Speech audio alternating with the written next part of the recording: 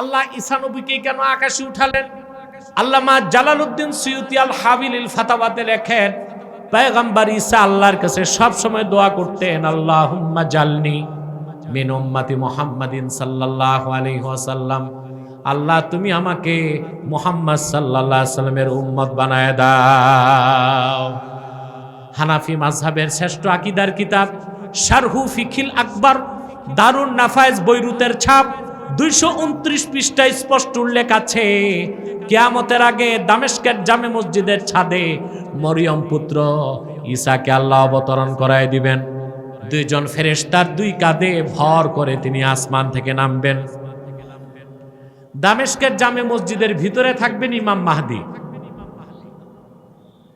আসর নামাজের আজানও শেষ, একামতও শেষ। লোকেরা বলবে জামাত পড়ান, ইমাম মাহদি বলবেন খবর পেয়েছি আমার ভাই ঈসা রুহুল্লাহ নামছেন।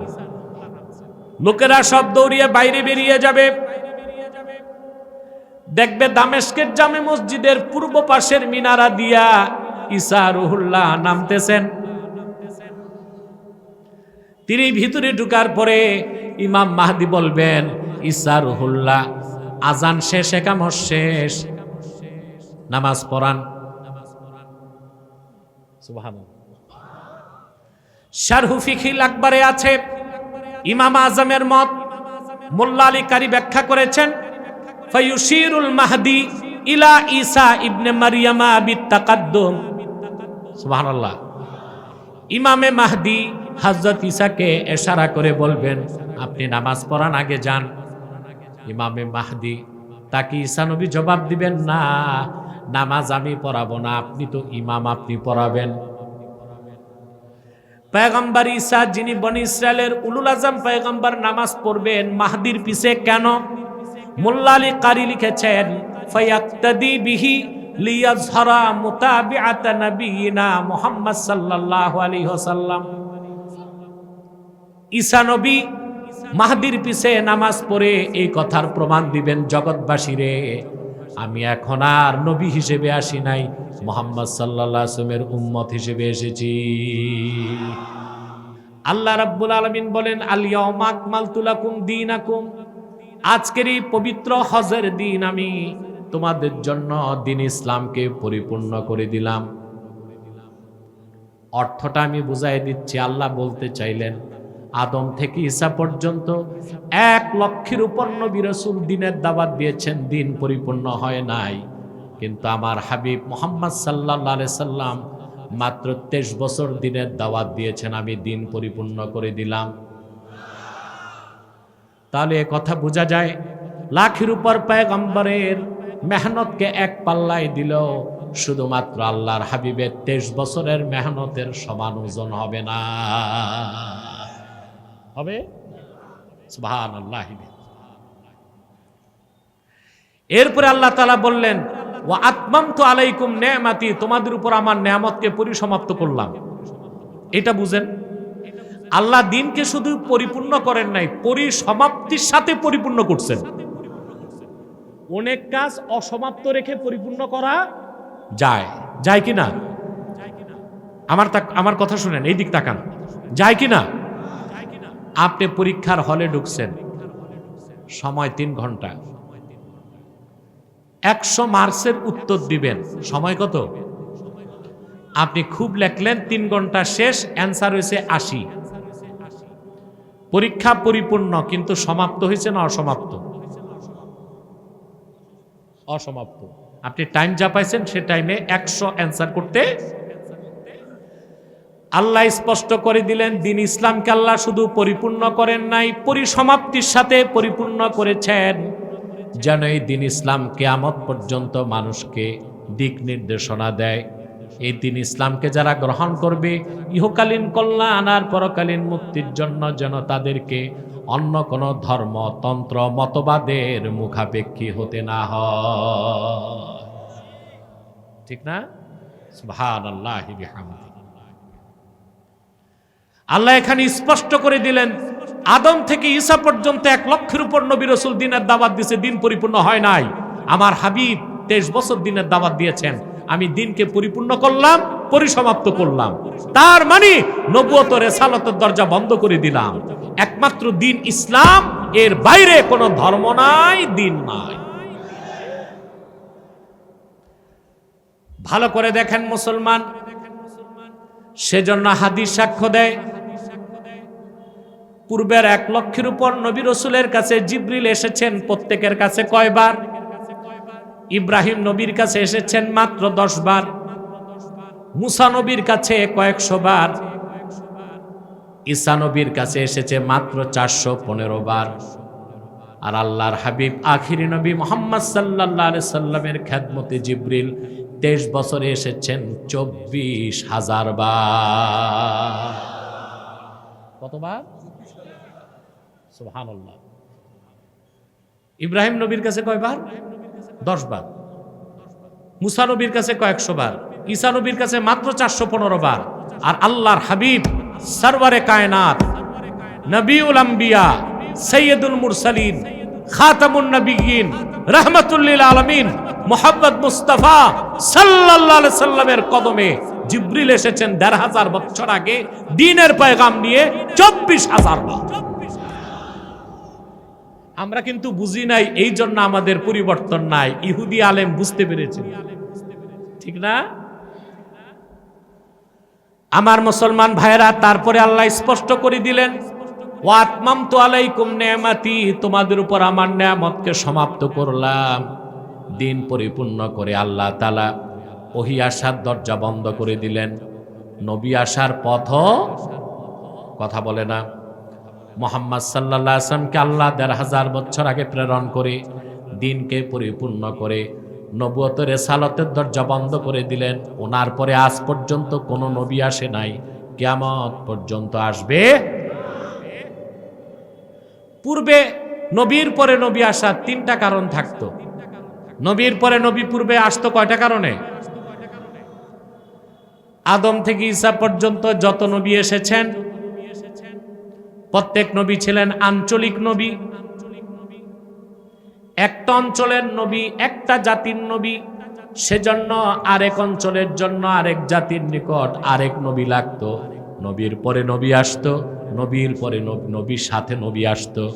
যেমন এক জাতি এক দেশ এক সময়, মুসা তিনিও নবী, তার ভাই হারুনও ছিলেন নবী, ঠিক না? হযরত ইয়াকুব ছিলেন কেনানে নবী, তার পুত্র ইউসুফ ছিলেন মিশরে নবী। সুবহানাল্লাহ। প্রত্যেক নবী ছিলেন কি আঞ্চলিক নবী, কি নবী?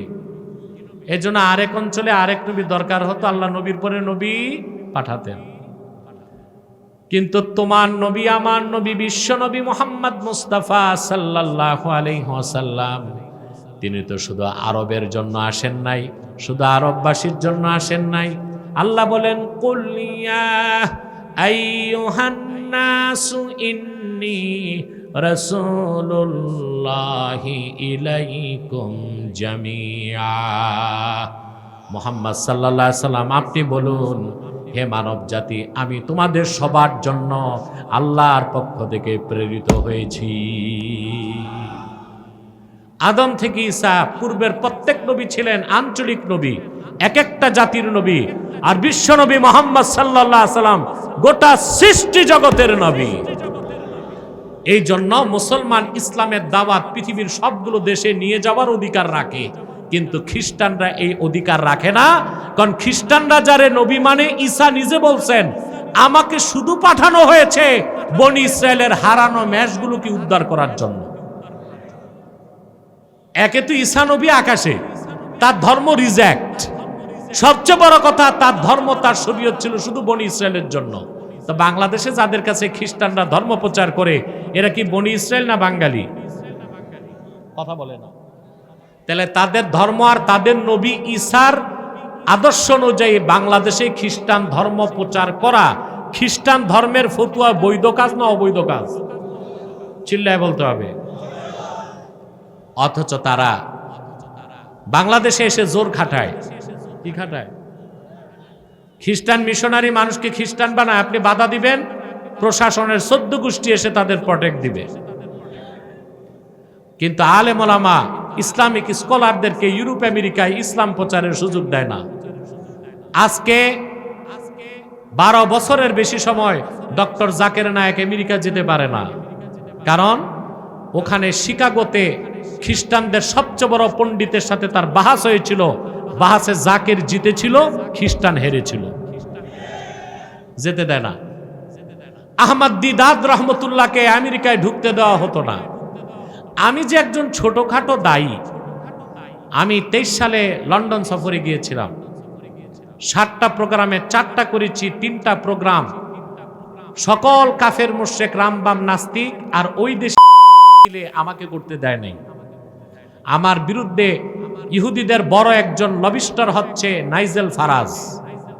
সে সিএনএন নিউজ প্রেজেন্টার এবং ব্রিটিশ পার্লামেন্টের এমপি ছিল। সে যেদিন আমার লন্ডনে প্রোগ্রাম, সেন্ট্রাল লন্ডনে, সে লং মার্চের হুমকি দিয়েছিল, ইউরোপে আমেরিকায় ইসলাম প্রচারে বাধা দাও, আর তোমাদের ধর্মের ফতুয়ায় তোমাদের নবী ঈসা ধর্ম আনছে শুধু বনি ইসরায়েলের জন্য, বাংলাদেশে এসে সেই ধর্ম প্রচার করা ধর্মের বিরোধী কাজ, অনৈতিক কাজ এবং চরম পর্যায়ের বাড়াবাড়ি ছাড়া আর কিছু নয়। শক্ত হন, ডাকেন তাদেরকে। তাদের বাইবেলে লেখা আছে ঈসা এসেছিল বনি ইসরায়েলের জন্য। তো ঈসার ধর্ম বনি ইসরায়েলের বাইরে প্রচার করা ঈসার কাজ, আদর্শের পক্ষে যায় না ঈসার আদর্শের বিপক্ষে? তো নবীর আদর্শের বিপক্ষে যাইয়া কিসের ধর্ম পালন করো? কথা বলেন। তো নবীর পর নবী আসার কারণ ছিল কয়টা? এর একটা কারণ ছিল, এক অঞ্চলে এক নবী আসলে, এক জাতির নিকট এক নবী আসলে আরেক অঞ্চলে আরেক নবী লাগতো, নবীর পর নবী আসতো। কিন্তু মুহাম্মদ সাল্লাল্লাহু আলাইহি সাল্লামকে প্রেরণ করে আল্লাহ ১৫০০ বছর আগে নবুয়তের রিসালাতের দরজা বন্ধ করে দিয়েছেন, কারণ তিনি আরববাসীদের নবী ছিলেন না, তিনি সৃষ্টি জগতের নবী হিসেবে এসেছেন। পূর্বে নবীর পর নবী আসার দ্বিতীয় কারণ হতো, কথা শুনতেছেন ভাই? মনোযোগ আছে তো? দ্বিতীয় কারণ হতো যে আপনার পূর্বের পয়গম্বর দিনের কাজ করতে করতে ইন্তেকাল করতেন, বাকি কাজ ধরতে আরেকজন নবী লাগতো, নবী আসতো। ইমামে ফখরুদ্দিন রাজি তাফসির কবিরের মধ্যে সূরা আহজাবের 40 নম্বর আয়াতের ব্যাখ্যায় লেখেন, ওয়া ইন তারাকা শাইআম মিনান নাসিহাতি ওয়াল বায়ান ইয়াস্তাদরিকুহু মাইয়াতি বাদা। একজন পয়গম্বর দিনের কাজ যা বাকি রেখে যেতেন, আরেক পয়গম্বর এসে বাকিটা শুরু করতেন। কিন্তু আল্লাহ তাআলা আখিরি নবী মুহাম্মদ সাল্লাল্লাহু আলাইহি সাল্লামকে ১৫০০ বছর আগে প্রেরণ করে দিনকে পরিপূর্ণ করে দিয়েছেন। আল্লাহর রাসূল কিছু বাকি রেখে যান নাই। এজন্য নবীর পরে নবী আসার দ্বিতীয় কারণটাও আল্লাহ ক্লোজ করে দিয়েছেন। রাসূলুল্লাহ কিছু বাকি রেখে গেছেন? কথা বলে না। বাকি রেখে গেছেন? তো নবীর পর নবী আসার দ্বিতীয় কারণটা আল্লাহ ১৫০০ বছর আগে কি করছেন? বন্ধ করে দিয়েছে। নবীর পরে নবী আসার তৃতীয় কারণ কি ছিল? নবীকে আল্লাহ যে দলিল দিতেন, কিতাব কিতাব কিতাব, যেমন মুসাকে দিয়েছেন তাওরাত, ঈসাকে দিয়েছেন ইনজিল, দাউদকে দিয়েছেন জাবুর, ঠিক না? কথা বলেন। তো ওই কিতাবগুলো হেফাজতের দায়িত্ব আল্লাহ নবীদেরকে দিতেন। নবীরা ইন্তেকালের পর ধর্মের ধান্দাবাজ, ধর্ম ব্যবসায়ী, প্রতারকরা ধর্মগ্রন্থের মধ্যে ভেজাল ঢুকাই দিত। সেজন্য সারা দুনিয়া এখন আর তাওরাত নাই, ওল্ড টেস্টামেন্ট আছে। এটা আল্লাহর বাণী না, পাদ্রীদের তৈরি করা। ঠিকটা ঠিক মতো কইতে পারলা না রংপুরবাসী? আইতে কি উডি খাও নাই? হ্যাঁ বলেন। আগে আমাদের বাসায় দাদা হুজুর, বাবা হুজুরের খাদেম কিছু রংপুরের ছিল। তো শুধু মজা লাগতো, জিজ্ঞেস করতাম বাড়ি কই, বলতো অংপুর। রাতে কি খাইছো, কই উডি। এটা শুনতে বারবার জিজ্ঞেস করতাম।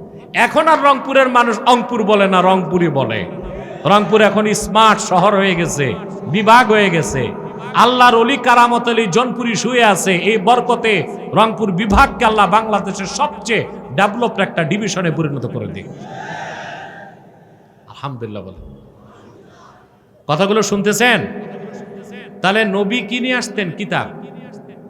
নবী বিদায় নিতেন, কিতাব কি হইতো? আসমানি কিতাবগুলো তার অথেন্টিসিটিকে হারিয়ে ফেলতো, ঠিক না? যেমন মুসা আলাইহিস সালাম ইন্তেকাল করার কয়েক বছরের মধ্যেই বনি ইসরাইল তাওরাত কিতাবটাকে ভেজাল করে দিছে। কি করে দিছে? ওল্ড টেস্টামেন্ট ওখানে এমন মিথ্যা কথা আছে যা বিশ্বাস করলে আপনি কাফের হয়ে যাবেন। ঈসা নবীর উপর আল্লাহ নাজিল করেছিলেন ইনজিল। কি? ঈসা নবী আকাশে উঠার মাত্র 60 বছরের মধ্যে সেন্ট পৌল ইনজিল কিতাবটার মধ্যে শিরক আর কুফর ঢুকায় দিছে। কয় বছর পর? বলেন, মাত্র 60 বছর। কয় বছর? সেন্ট পৌল কিতাবটারে ভেজাল করলো, ঢুকায় দিল দ্য থিওরি অফ ট্রিনিটি, তৃত্ববাদ। নাউজুবিল্লাহ বলেন। তারপর এই বাইবেল যে কত পরিবর্তন হয়েছে, আমাদের গবেষণায় প্রতিষ্ঠানে 11টা সংস্করণ বাইবেল আছে। কয় সংস্করণ? 11 বাইবেলে 11 রকম কথা। ঈশ্বরের বাণী কি 11 রকম হয় না একরকম? তা বাইবেল তার অথেন্টিসিটি হারিয়ে ফেলছে, ঠিক কিনা? তো পূর্বের কিতাবগুলো সংরক্ষণের দায়িত্ব ছিল উম্মতের, তারা গড়বড় করত। কিন্তু আল্লাহ তার আখিরি নবী মুহাম্মদ সাল্লাল্লাহু আলাইহি সাল্লামকে 1500 বছর আগে প্রেরণ করলেন 30 পারা কোরআন দিয়ে। এই কোরআন আল্লাহ হেফাজতের দায়িত্ব আবু বকর, ওমর, ওসমান, আলীকে দেন নাই। আল্লাহ রাব্বুল আলামিন কিয়ামত পর্যন্ত এই কোরআন হেফাজতের দায়িত্ব নিজের হাতে নিলেন। 1500 বছর আগ থেকে আজ পর্যন্ত আল্লাহর কোরআনের কোন একটা বাক্যের, কোন একটা শব্দের, কোন একটা অক্ষর কেউ বদলাতে পেরেছে? কোরআন হেফাজতের দায়িত্ব কার? কেউ বদলাতে পারছে? কারণ আল্লাহ তো আদম সৃষ্টির আগে সিদ্ধান্ত নিয়েছেন মুহাম্মদ সাল্লাল্লাহু আলাইহি সাল্লাম শেষ নবী, ওনার দিন শেষ দিন। সেই দিন ইসলামের মূল দলিল কি? এই কোরআন হেফাজতের দায়িত্ব যদি আমাদের হাতে থাকতো, ধর্ম ব্যবসায়ী, চোরচোট্টা, প্রতারক, বাতিলপন্থীরা কোরআনকে রদবদল করে দিত না, দেখে আর ইসলাম থাকতো? কথা বলে না। ইসলাম চিনতে হবে কি দিয়ে? আর সুন্নাহ দিয়ে। এখন মনে করেন আমেরিকার কোন লোক খ্রিস্টান মুসলমান হবে, সে যদি বাংলাদেশের মুসলমানদেরকে দেখা মুসলমান হইতে যায়, সে আর মুসলমান হবে? বাংলাদেশের মুসলমান নামাজ পড়ে না, মিথ্যা বলে, চুরি করে, টেন্ডারবাজি, দাগাবাজি, চাঁদাবাজি, পাল্লায় ওজনে কম, জেনা ব্যভিচার, এটা তো ইসলামের কাজ না। তো এই দেশের মুসলমানকে দেখলে কোনো বেদিন মুসলমান, কিন্তু ইসলামের দলিল কোরআন দেখলে, তাহলে যদি কোরআনের হেফাজতের দায়িত্ব আল্লাহ না রাখতেন তো ইসলামের অস্তিত্ব থাকতো? আর কিয়ামত তক আল্লাহকে আল্লাহ বলার কেউ থাকতো? সেজন্য পূর্বে নবীর পরে নবী আসতো, আসমানি কিতাব ভেজাল হয়ে গেলে নতুন কিতাবের জন্য নতুন নবী আসতো। কিন্তু মুহাম্মদ সাল্লাল্লাহু আলাইহি সাল্লাম আল্লাহর আখিরি নবী, ওনার মাধ্যমে আল্লাহ দিনকে পরিপূর্ণ করে দিন ইসলামের মূল যে দলিল কোরআন হেফাজতের দায়িত্ব আল্লাহ নিজের হাতে নিয়ে নিয়েছেন। আল্লাহ রাব্বুল আলামিন বলেন, ইন্না নাহনু নাযালনা যিকরা ওয়া ইন্না লাহু লাহাফিজুন। নিশ্চয়ই এই কোরআন আমি আল্লাহ নাজিল করেছি, আর এই কোরআন হেফাজতের দায়িত্ব আমি আল্লাহ আমার হাতেই রেখেছি। 1500 বছর আগ থেকে এখন পর্যন্ত কাফের মুশরিক বাতিল ফেরকা কোরআন বদলাইতে চায় নাই। এর মধ্যে সবচেয়ে নিকৃষ্ট হচ্ছে শিয়া সম্প্রদায়। শিয়াদের 12টা ফেরকা, ইসনা আশারিয়া। মূলত শিয়ারা 2 ভাগ, আহলুত তাশাইয়্যু কুবরা, আহলুত তাশাইয়্যু সুগরা। যারা আহলুত তাশাইয়্যু সুগরা তাদেরকে আমরা কাফের বলি না, বাতিল বলি। কিন্তু যারা আহলুত তাশাইয়্যু কুবরা তাদেরকে আমরা কাফের বলি, কারণ তারা মনে করে আবু বকর, ওমর, ওসমান 3 জন কোরআনকে পরিবর্তন করছে। নাউজুবিল্লাহ। তাদেরকে মুসলমান বলা যাবে? ইরান থেকে তারা একটা কোরআন শরীফ বের করছে, ওখানে একটা সূরার নাম দিয়েছে সূরাতুল ওয়ালায়া। নাউজুবিল্লাহ। কোরআন শরীফে 114টা সূরায় ওয়ালায়া নামে সূরা আছে নাকি? আছে? এটা কোন সূরা জানেন? সূরা ইনশিরাহ। আলাম নাশরাহ লাকা সাদরাক ওয়া ওয়াদা'না আনকা উযরাক আল্লাযী আনকাদা যাহরাক ওয়া রাফা'না লাকা যিকরাক ওয়া জাআলনা আলিয়ান সাহরাক। আল্লাহ নাজিল করছেন 8 আয়াত। ওরা শিয়া আহলুত তাশাইয়্যুহ কুবরা এই একটা আয়াত ঢুকায় দিছে। ঢুকায় সারতে পারছে না, ধরা খাইছে। শুধু ধরা খাইছে না, কাফের হিসেবে পরিচয় দিল। কোরআন হেফাজতের দায়িত্ব কার?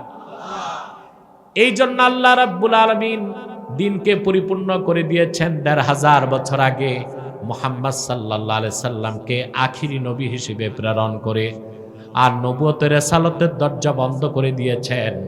এখন পর্যন্ত কোনো প্রকারই নবী কিংবা রাসূল আসে নাই, এখনো নাই, কিয়ামত পর্যন্ত আসবে না।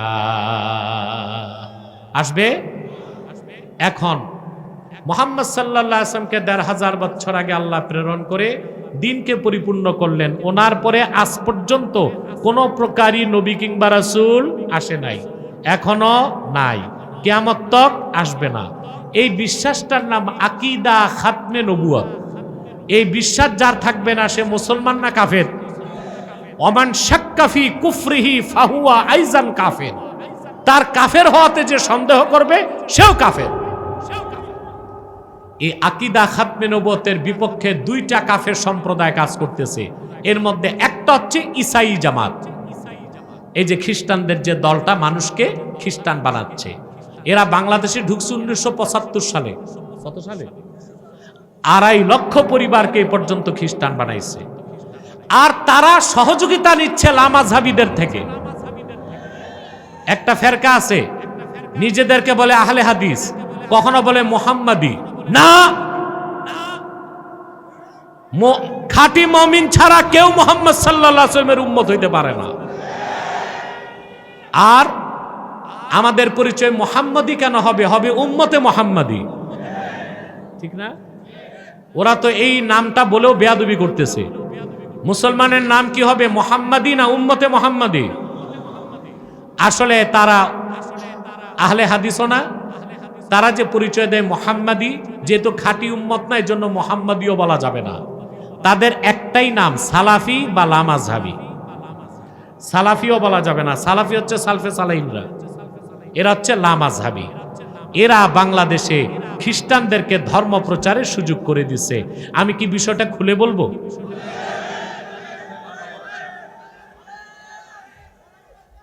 খ্রিস্টানরা মানুষকে খ্রিস্টান বানাবার ক্ষেত্রে প্রথম যে অস্ত্রটা ব্যবহার করে সেটা হচ্ছে মুহাম্মদ সাল্লাল্লাহু আলাইহি ওয়াসাল্লাম শাফাত করতে পারবেন না, শাফাত করবে ঈসা।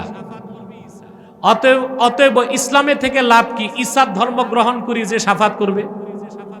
নাউজুবিল্লাহ বলেন। প্রিয় ভাইরা, তোমাদের কাছে আমার জিজ্ঞাসা, আল্লাহর হাবিব মুহাম্মদ সাল্লাল্লাহু আলাইহি ওয়াসাল্লাম শাফাত করতে পারবেন না, এই কথাগুলো টেলিভিশন চ্যানেলে ওয়াজের মাঠে প্রচার করে কোন ফেরকার মৌলবীরা? লামাযহাবীরা। তাহলে খ্রিস্টানদেরকে ধর্ম প্রচারের ক্ষেত্র বানায় দিচ্ছে কারা? জোরে বলেন। তাহলে বোঝা যায় এই লামাযহাবীদের কোমরের রশি আটলান্টিকের ওপারে। ওখান থেকে আসে ডলার। কি আসে? দেখেন না, এরা অনুষ্ঠান করে 5 স্টারে টাকা পায় কোত্থেকে? 5 স্টারে অনুষ্ঠান করে টাকা আসে কোত্থেকে? প্রশ্ন আসে। টাকা তো আসে আটলান্টিকের ওপার থেকে, টাকা তো আসে বিলেত থেকে, টাকা তো আসে ইসরায়েল থেকে। অথচ আল্লাহর হাবিব মুহাম্মদ সাল্লাল্লাহু আলাইহি ওয়াসাল্লাম শাফাত করবেন, ঈসা শাফাত করবে না। এটা ঈসা নিজে বলে গেছেন, যা বাইবেলে আছে। আমি একটা গল্প শুনাই। 2016 সালে আপনাদের কুষ্টিয়া শান্তিডাঙ্গায় 22টা পরিবার খ্রিস্টান হয়ে গেছে। আমার কাছে ফোন গেল, আজকে না 2016। আমি আমার তাহরিকে খাতমে নবুয়ত বাংলাদেশের কেন্দ্রীয় কমিটি নিয়ে গেলাম। শান্তিডাঙ্গাটা কুষ্টিয়া ইসলামী বিশ্ববিদ্যালয়ের দেওয়ালের ওপারে। যে বিশ্ববিদ্যালয়, ইসলামী বিশ্ববিদ্যালয়, এত আলেম স্কলার, ওদের চোখের নিচে শান্তিডাঙ্গায় খ্রিস্টানরা মিশনারি কাজ করে 22টা পরিবারকে খ্রিস্টান বানাই দিয়েছে। আমি গেলাম সেখানে। কুষ্টিয়া বিশ্ববিদ্যালয়ের মসজিদের যে খতিব, লোকটা মারা গেছে গাড়ি দুর্ঘটনায়, তার উস্তাদও মারা গেছে গাড়ি দুর্ঘটনায়। লোকটা আমার সাথে গেল, আমার টিম গেল। সেখানে পৌঁছার পর আমি মূল যে লোকটা, ওর নাম ছিল নজির আহমদ, খ্রিস্টান হইস। খ্রিস্টানরা তাকে একটা মোটরসাইকেল দিছে, 17,000 টাকা মাস বেতন দিত, একটা বাড়ি করে দিস,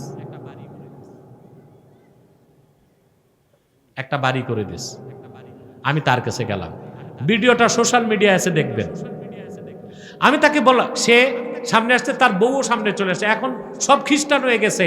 আমি চোখ নিচে করে পর্দা আদায় করতেছি, তো মুসলমান করতে হবে। 2.5 ঘন্টা আমার সাথে সে বিতর্ক করল। আমি তাকে জিজ্ঞেস করলাম, ভাই তুমি আল্লাহর হাবিব মোহাম্মদ সাল্লাল্লাহু আলাইহি ওয়াসাল্লামের একমাত্র দিন ইসলাম বাদ দিয়া খ্রিস্টান হইলা কেন? তার প্রথম জবাব ছিল, মোহাম্মদ সাল্লাল্লাহু আলাইহি ওয়াসাল্লাম তো শাফাত করতে পারবেন না, তো ওনার ধর্মে থেকে লাভ কি? ঈসা তো শাফাত করবে, এই জন্য খ্রিস্টান হয়েছে। আমার পাশে কুষ্টিয়া বিশ্ববিদ্যালয়ের শিক্ষক তালা মাযহাবী, দেখি তার মুখে অমাবস্যার কালো রাত। সে বুঝতে পারছে তাদের অপপ্রচার সুবিধা নিচ্ছে কারা। তাৎক্ষণিক আমি চ্যালেঞ্জ করলাম, মুহাম্মদ সাল্লাল্লাহু আলাইহি ওয়াসাল্লাম শাফাত করবেন, এটা কোরআনেও আছে, হাদিসেও আছে। কি পরিমাণ হাদিস তা গুণে শেষ করা যাবে না। আর ঈসা যে শাফাত করবে, এটা কোরআনেও নাই, বাইবেলেও নাই। আর সে চ্যালেঞ্জ করলো বাইবেলে আছে। আমি বলছি তো বাইবেল আনো। আমাদের ডিনার দেখছে আমার ভিডিওটা, আমি বলছি বাইবেল আনো। এখন বাইবেল এনে এই পৃষ্ঠা শুধু উল্টায়, খবর নাই। তাহলে লামাযহাবী ভাইরা, তোমরা এই আহলুস সুন্নাহ জামাতের আকীদার বিরুদ্ধে ফতোয়া দিয়া কাউরে তো লামাযহাবী বানাইতেছ না, খ্রিস্টানদের মুখের লোকমা বানাই দিচ্ছ। এবার সংশোধন হও লামাযহাবীরা। এই হানাফিদেরকে বিভ্রান্ত করো না, খ্রিস্টানদের গির্জায় যায় দিনের দাওয়াত দাও। ওই হ্যাডম নাই, খ্রিস্টানদের ক্ষেত্র বানাই দিচ্ছে। হারাগাছের যুবকরা, সুন্নিয়তের ঝান্ডা হাতে তুলে নাও।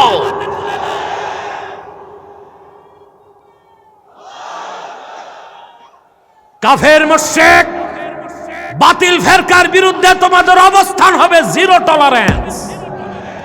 রাজি আছো? রাসূলুল্লাহ শাফাত করবেন কিনা? ইবনু হাজার আসকালানের ফাতাওয়া, ইন্নাল আখবার বিশাফাআতিন নবী সাল্লাল্লাহু আলাইহি ওয়াসাল্লাম কদ বালাগা হাদ্দাত তাওয়াতুর। রাসূলুল্লাহ শাফাত করবেন কিয়ামতের দিন। আল্লাহর হাবিব কিয়ামতের দিন শাফাত করবেন, এই হাদিসগুলো মুতাওয়াতিরের দরজা লাভ করছে। আর কোরআন অস্বীকারী যেমন কাফের, মুতাওয়াতির হাদিস অস্বীকারীও। তাহলে খ্রিস্টানদেরকে শুধু তওবা করলে হবে না, লামাযহাবীদেরকেও তওবা করতে হবে। কথা বলেন, আরে মিয়া ঠিকটা ঠিক মতো বলো। খ্রিস্টানদেরও তওবা করতে হবে, তো পাক্কা কাফের, মুসলমান হইতে হবে। আর লামাযহাবীদেরকে আমরা অত কঠিন কথা বলি না, বলতেছি গোমরাহিতে আসো, তওবা করতে হবে। কি করতে হবে? যদি তোমাদের এই বন্ধুকে মনে হয় সে এক্সট্রিমিস্ট, চরমপন্থী, আমি খোদার আল্লাহর নামে শপথ করে বলছি, তোমার বাংলাদেশে যত স্কলার আছে সব নিয়ে বসো, বাহাস লাগবে না, আব্বাসী সংলাপে বসবে। লামাযহাবী মতবাদ মতাদর্শ একটা বাতিল ফেরকা, তা আমি যদি প্রমাণ করতে না পারি, রংপুরের মাটিতে কোনোদিন আমি প্রবেশ করব না, ওয়াদা করছি। এখানে ডিনার আছে। আর মরহুম করিমউদ্দিন ভরসা, রহিমউদ্দিন ভরসা, এক আমরা ছোটকালে শুনতাম করিমউদ্দিন রহিমউদ্দিন, দুই দলের দুই এমপি, ঠিক না? দোয়া করে দিয়েন এমদাদুল হকের জন্য, আল্লাহ তারে জনসেবার সুযোগ দেখ। আমি তো এর বেশি বলতে পারি না। এই সম্মানিত সুধী, কথা শুনতেছেন? তো তাদেরকে দায়িত্ব দিয়ে গেলাম, লামাযহাবীরা কখন কোথায় সংলাপে বসতে চায়, আমি প্রস্তুত আছি ইনশাআল্লাহ। তাদের আকীদাগুলোর মধ্যে যথেষ্ট ত্রুটি আছে। তাদের আকীদায় শিরক আছে, কুফর আছে। অনেকে মনে করে আমাদের সাথে তাদের দ্বন্দ্ব, আমরা রফে দেন করি না, ওরা করে। আমরা ওয়েতের পুরি 3 রাকাত, তারা পরে 1 রাকাত। আমরা নাবির নিচে হাত বাঁধি, তারা বুকের উপর। আমি বলি এটা কোনো দ্বন্দ্বই না, ওদের মূল সমস্যা আকীদাতে। ওদের আকীদা আমার আল্লাহ তাআলার জিসিম আছে আমাদের মতো, এটা একটা শিরকি আকীদা। আমাদের আকীদা মুহাম্মদ সাল্লাল্লাহু আলাইহি সাল্লাম মানুষ, তবে যে বলবে আমাদের মতো সাধারণ মানুষ সে কাফের। কথা বুঝতে পারছেন? আমরা বলি মুহাম্মদ সাল্লাল্লাহু আলাইহি ওয়াসাল্লাম শাফাত করবেন, এই বিষয়টা মুতাওয়াতির। তারা বলে মুহাম্মদ সাল্লাল্লাহু আলাইহি ওয়াসাল্লাম শাফাত করতে পারবেন না। সুযোগ নিচ্ছে কারা? জোরে কোন? 2 নাম্বার, আমার দেশের কিছু নির্বোধ মৌলবী আর লামাযহাবী শাইখদের কারণে খ্রিস্টানরা আরেকটা সুযোগ পাইছে, সেটা হচ্ছে আমার দেশের কিছু মৌলবী বক্তা আর প্রবক্তা আর লামাযহাবীরা বলে ঈসা যে কিয়ামতের আগে নামবে নবী হিসেবে না। ঈসা বনি ইসরায়েলের নবীর খাতায় নাম থাকবে, নবীর খাতায় নাম থাকবে যে বনি ইসরায়েলের নবী ছিলেন, কিয়ামতের আগে নামবেন উম্মতে মুহাম্মদী পরিচয়। সুবহানাল্লাহ। কয়টা দলিল চাও, কয়টা হাদিস চাও? আবু দাউদ শরীফের হাদিস, আল্লাহর হাবিব ইরশাদ করেছেন,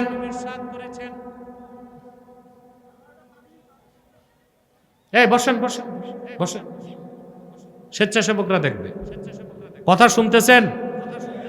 আল্লাহর হাবিব ইরশাদ করেছেন, আবু দাউদ শরীফের হাদিস, ওয়াল জিহাদু মাজিন মুজবাসানি আল্লাহ ইলা আইয়ুকাতিলা আখিরু হাযিহিল উম্মাতিদ দাজ্জাল। আল্লাহ বলেন, আমি মুহাম্মদ সাল্লাল্লাহু, আল্লাহর হাবিব বলেন, আমি মুহাম্মদ সাল্লাল্লাহু আলাইহি সাল্লামকে আল্লাহ প্রেরণ করে আমার উম্মতের জন্য জিহাদকে ফরজ করে দিয়েছেন। সুবহানাল্লাহ। আল্লাহর হাবিব বলেছেন, আল্লাহর হাবিব বলেন, আমি মুহাম্মদ সাল্লাল্লাহু আলাইহি সাল্লামকে আল্লাহ প্রেরণ করে জিহাদকে ফরজ করে দিয়েছেন আমার উম্মতের শেষ ব্যক্তি কর্তৃক দাজ্জালকে হত্যা করার আগ পর্যন্ত জিহাদ চলবে। দাজ্জালকে হত্যা করবে ওই শেষ ব্যক্তির নাম কি? ঈসা। তা হাদিসে তাকে কি বলা হয়েছে? তখন কি নবী থাকবে না উম্মত? আখিরু হাযিহিল উম্মাহ। পরিষ্কার আবু দাউদ শরীফের হাদিস। এখন প্রশ্ন হচ্ছে, হযরত ঈসা পয়গম্বর তিনি নবী ছিলেন না? কথা বলে না, আমার দিকে তাকান। তো ওনার চেয়েও তো বড় নবী ছিলেন মুসা নবী। কে ছিলেন? ওনার চেয়েও বড় উলুল আজম ছিলেন ইব্রাহিম পয়গম্বর। কথা বলেন। তাদের মধ্য থেকে কাউকে আল্লাহ আকাশে উঠায় নিলেন না কেন দাজ্জালকে হত্যা করতে? আপনার খুব ডিস্টার্ব করছেন, খুব ডিস্টার্ব করছেন। আরে পাগলিকে তো, এটা পাগলির সাথে কি পুলিশ লাগবে? ঠিক আছে, সরায় দেন এখান থেকে। এটা ঢুকছে কিভাবে এখানে? সরান এখান থেকে। খ্রিস্টানরাও পাঠাইতে পারে, লামাযহাবীরাও পাঠাইতে পারে। সরান এখান থেকে। এদিক তাকান, তাকান এদিক। আজকে কোনো কথা আর গোপন করা হবে না, সব ফাঁস করা হবে।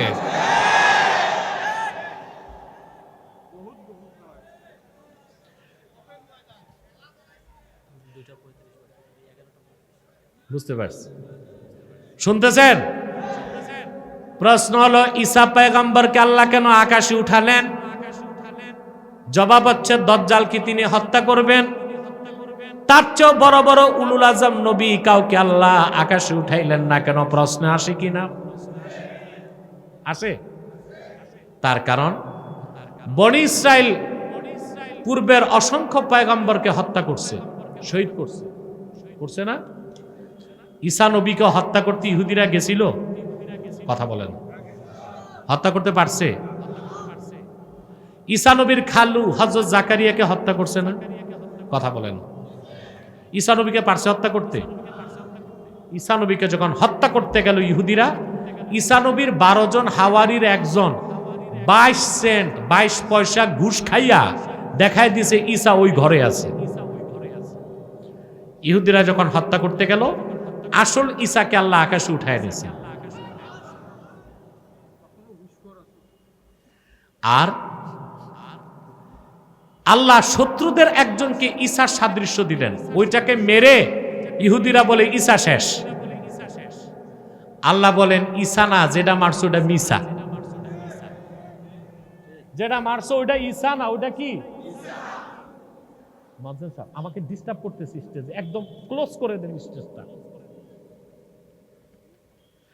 আমি জানি কি কি পারফরমেন্স আছে, পাগড়ি আছে, কি আছে, সব আমি দেখব, টাইম দিব, আমি টাইম দিব, আমাকে ডিস্টার্ব করেন না, আমি সুযোগ দিব, সব সুযোগ দিব। আমি কখনোই কমিটিকে বা কোনো রাজনৈতিক দলের নেতাদেরকে আন্ডার এস্টিমেট করি না। আমাদেরকে তো সবাইকে নিয়ে চলতে হবে, ঠিক না? আমি এমদাদুল্লাহ ভরসাকে বক্তব্য রাখতে দিছি, আমাদের ডিনারকেও দিয়েছি বক্তব্য রাখতে, এটা তারা অধিকার রাখে। এত বড় মাহফিল আঞ্জামে তারা অর্থনৈতিক সহযোগিতা করে, নৈতিক সমর্থন করে, ওদেরকেও তো মূল্যায়ন করতে হয়। এখন জনগণ আমি পাইছি, যা খুশি তা বলে দিলাম, নেতার সাথে মারামারি শুরু করে দিলাম, এটা আলেমের কাজ না, এটা কোনো আলেমের কাজ না। আমাদেরকে মানুষগুলোকে আদর করে সাদর করে বুকে জড়ায় নিতে হবে, তারা হেদায়েত পাবে কি করে? কথা বুঝতেছেন তো? ঈসা নবী, আল্লাহ বলেন ঈসা কই? মারছে যেটা, ওটা কি? কি আফসোস, খ্রিস্টানরা আছে মিসানিয়া, মুসলমান আছে ঈসানিয়া। খ্রিস্টানরা আছে, ওদের আকীদা খ্রিস্টান, তাদের নবী ঈসাকে হত্যা করা হয়েছে ক্রুশবিদ্ধ করে, আর তার কবর হচ্ছে বাইতুল মুকাদ্দাসে। ভুয়া, মিথ্যা। আমরা বলি না, ঈসা তো আমাদের উম্মতের সদস্য হবে, কিয়ামতের আগে আকাশ থেকে নামবে। তাহলে খ্রিস্টানরা আছে মিসানিয়া, আমরা আছি,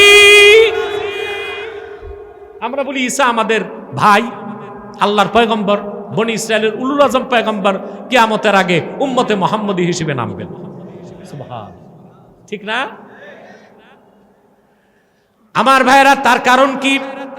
আল্লাহ ঈসা নবীকে কেন আকাশে উঠালেন?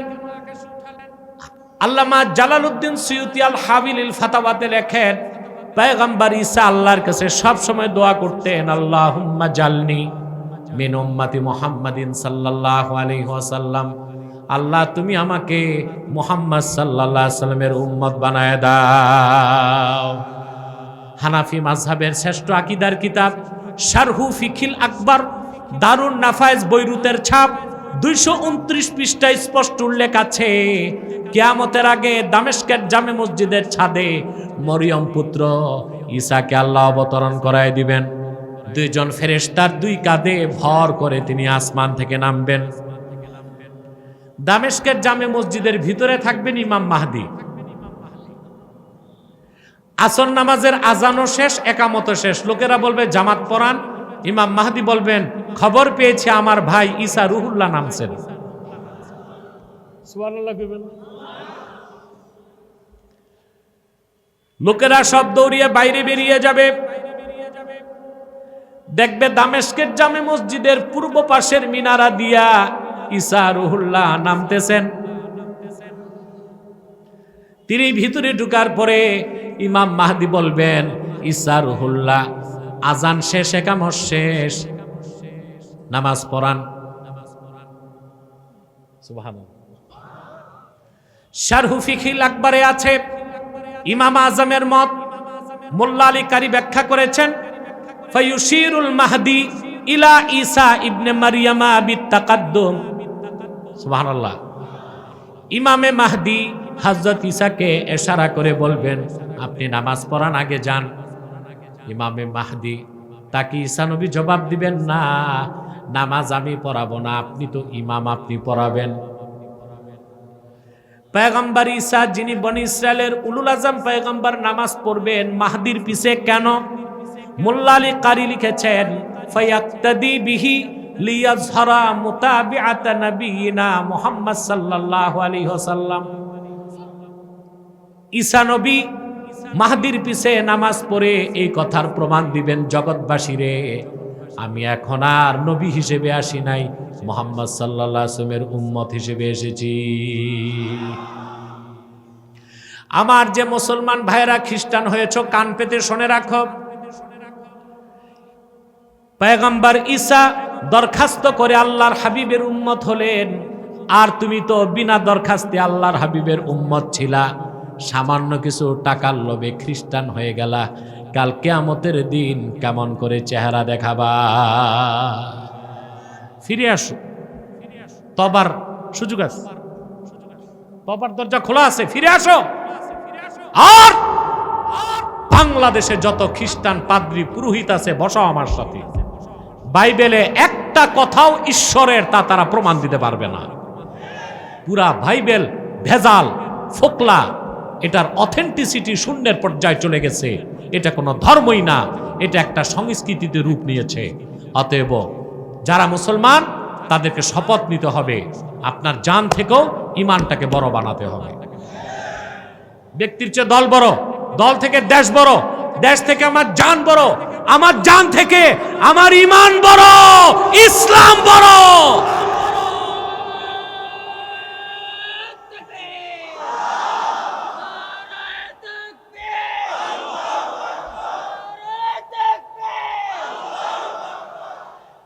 প্রিয় ভাইরা,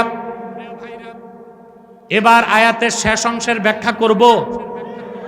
ওয়ারাদিতু লাকুমুল ইসলামা দীনা, আল্লাহ বলে দিলেন সব ধর্মকে, তন্ত্র মতবাদকে আমি রিজেক্ট করে দিলাম, শুধু আমার হাবিব মুহাম্মদ সাল্লাল্লাহু আলাইহি ওয়াসাল্লামের দ্বীন ইসলামকে আমি স্বীকৃতি দিলাম। এখন স্বর্গে যেতে হলে, বেহেশতে যেতে হলে একমাত্র দ্বীন ইসলামকে গ্রহণ করতে হবে। অন্য কোনো ধর্ম, কোনো মতবাদ গ্রহণ করলে আপনি বেহেশতে যেতে পারবেন না। সিদ্ধান্ত কার? ইসলামের বাইরে কিছু নেওয়া যাবে? ভালো কিছু থাকলে।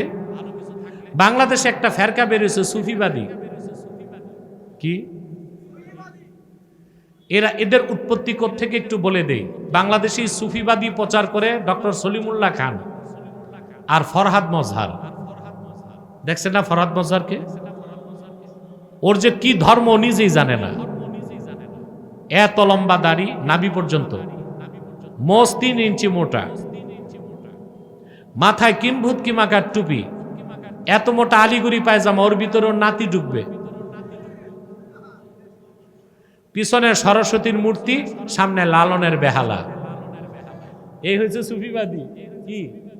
ইসলামে সুফিবাদ নাই, এটা একটা শিরকি মতবাদ। ইসলামে তাসাউফ আছে, তরিকত আছে, মারেফত আছে। তরিকত, তাসাউফ, মারেফত, পীরি মুরিদি এক জিনিস, আর সুফিবাদ আরেক জিনিস। আপনারা বাদশাহ আকবরের নাম শুনছিলেন? এটারে আমি বাদশাহ আকবর বলি না, বলি বাদশাহ অজগর। 13 বছর বয়সে সিংহাসনে বসছে। আচ্ছা ভাই, ছেলেরা বালেগ হয় কয় বছরে? 15। আর বাদশাহ আকবর মসনদে বসছে কত বছর বয়সে? না বালেগ। খতনা করছিল কিনা জানি না। তার মামা ছিল শায়েস্তা খা, সে ছিল শিয়া। আর তার পাশে ছিল দরবারি 2 মৌলবী, মোল্লা আবুল ফজল ফৈজি আর মোল্লা আবুল ফজল আল্লামী। কয়জন? বাদশাহ আকবরের এক ছেলে হিন্দু হয়ে গেছিল, তার নাম দারা শেখো। কি নাম হয়েছিল? কি হিন্দু। এখন বাদশাহ আকবরের বউ ছিল হিন্দু, তার ঘরে হয়েছে মানসিংহ। কে? এখন বাদশাহ আকবর আর তার ছেলে চিন্তা করছে, হিন্দু ধর্মের পরিচয় দিলে তো আর সিংহাসন থাকবে না। এই দারা শেখো তখন একটা নতুন ধর্ম বের করলো, ইসলাম থেকে কিছু, খ্রিস্টান থেকে কিছু, হিন্দু থেকে কিছু। ওইটার নাম দিয়েছে দ্বীনে এলাহি। মুজাদ্দেদ আল ফেসানি সংগ্রাম করে দ্বীনে এলাহির গোড়া কেটে দিয়েছেন। সেই দ্বীনে এলাহির অরিসারি সুফিবাদীরা এখন বাংলাদেশে লালন ভক্ত নামে মাথা চারা দিছে। কি নামে? এরা বলে ইসলামের ভার্সন আছে। নাউজুবিল্লাহ কর। কি আছে? টকশোতে বলে পলিটিক্যাল ইসলাম, রেডিক্যাল ইসলাম, মডারেট ইসলাম, সুফিবাদী ইসলাম। নাউজুবিল্লাহ বলবেন না? মানুষ যেটা বানায় ওইটার ভার্সন হয়। ইসলাম কি মানুষ বানিয়েছে না আল্লাহ পাঠাইছেন? এটার কোনো ভার্সন আছে?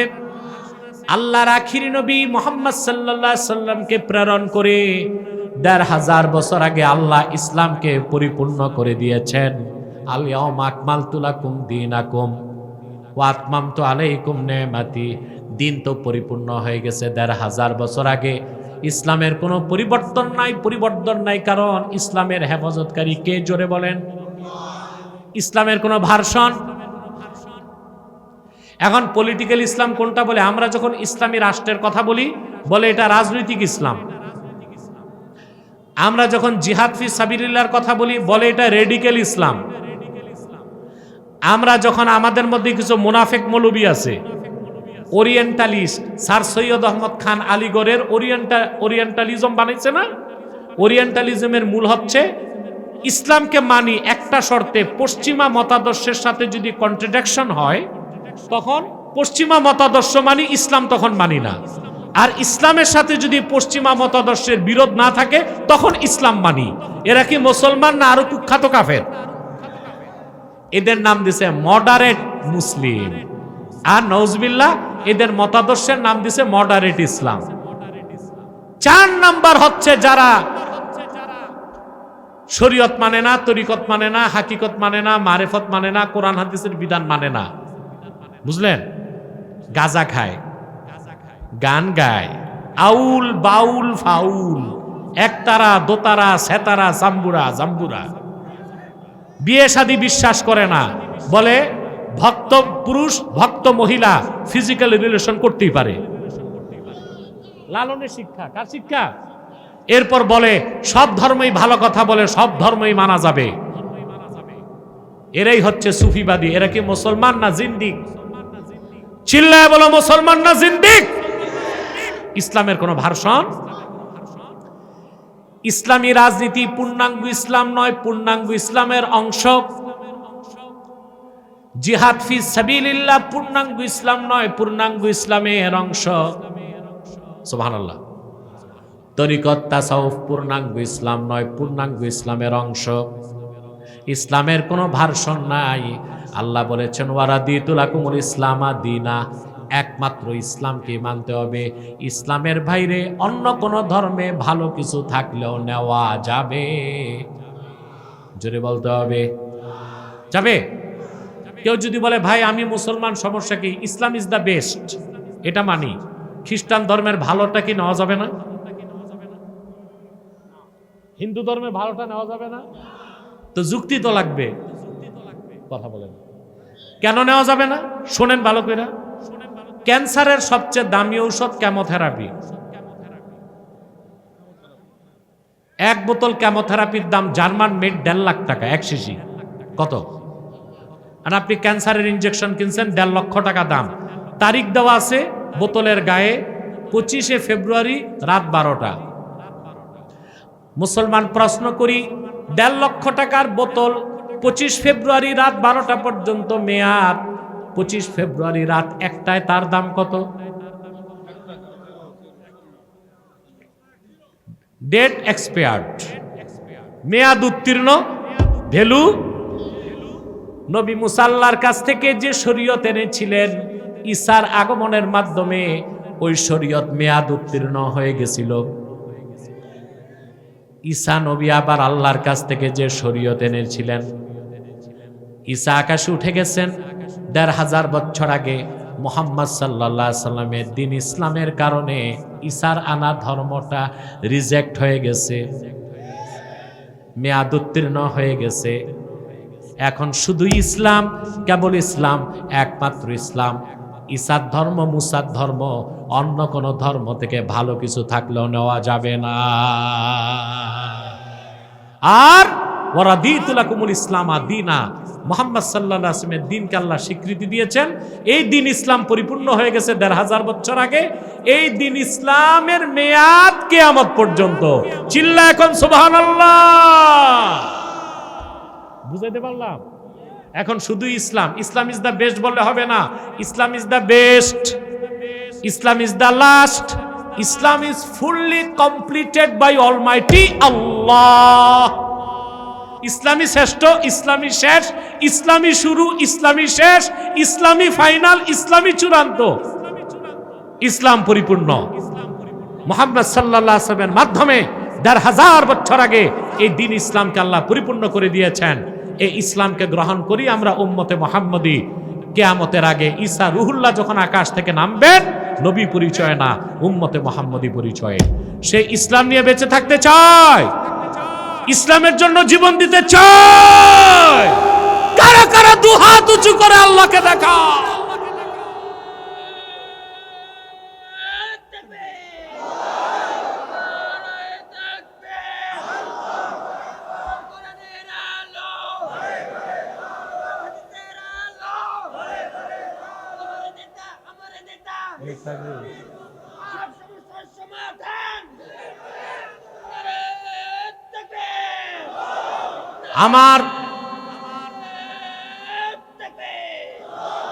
আমার প্রিয় ভাইরা, সূরা মায়দার ওই আয়াতের তাফসীর এতটুকু, প্রয়োজনীয় কথাগুলো বলে দিছি। খ্রিস্টানদের ফিতনার ব্যাপারে সজাগ থাকবেন না। খ্রিস্টানদেরকে প্রতিরোধ করতে, তাদের মিথ্যা ধর্ম প্রচারে বাধা দিতে কোনো মাসলাক দেখবেন না। কি আলিয়া, কি কৌমি, কি গোল টুপি, লম্বা টুপি, সব মাসলাক এক হয়ে যাবেন। মাসলাক যার যার, দিন ইসলাম সবার। শুধু আলেমরা না, কি হেফাজত, কি জামায়াত, কি মজলিস, কি বিএনপি, কি আওয়ামী লীগ, সকল দলের মুসলমানকে ইসলামের স্বার্থে এক হইতে হবে। রাজি আছেন? সাদাকাল্লাহুল আযীম ওয়া সাদাকা রাসূলুহুন নবিয়ুল কারীম ওয়া নাহনু আলা যালিকা মিনাশ শাহিদিন ওয়াশ শাকিরিন ওয়াল হামদুলিল্লাহি রাব্বিল আলামিন।